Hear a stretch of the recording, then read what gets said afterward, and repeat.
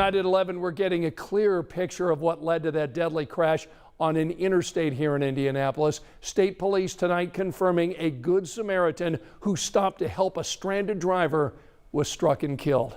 This happened late Tuesday night on I-70. Our Logan Gay has that story.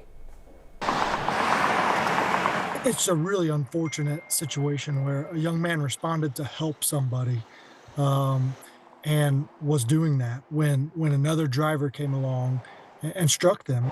A kind gesture turning deadly. State police say Tuesday 22-year-old Justin Dobbins was hit and killed after he stopped to assist someone whose car had broken down on the ramp from I-70 to Sam Jones Expressway.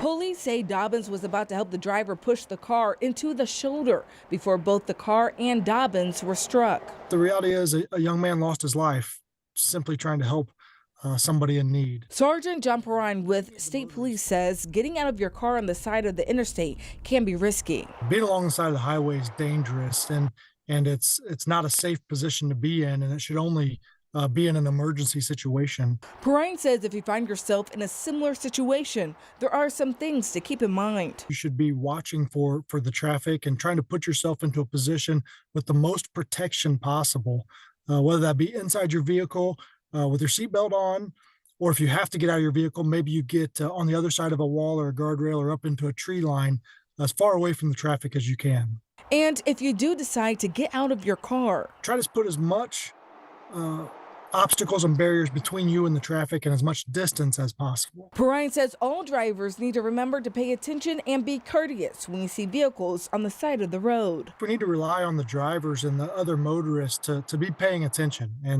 and to look for those hazards, whether they be off the road or in the road.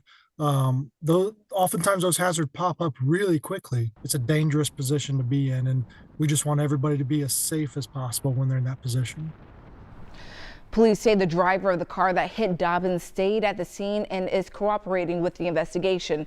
Police don't believe alcohol or drugs were a factor in this crash. Sergeant Perrine reminds drivers that they are legally required to slow down and move over if there's a vehicle on the shoulder.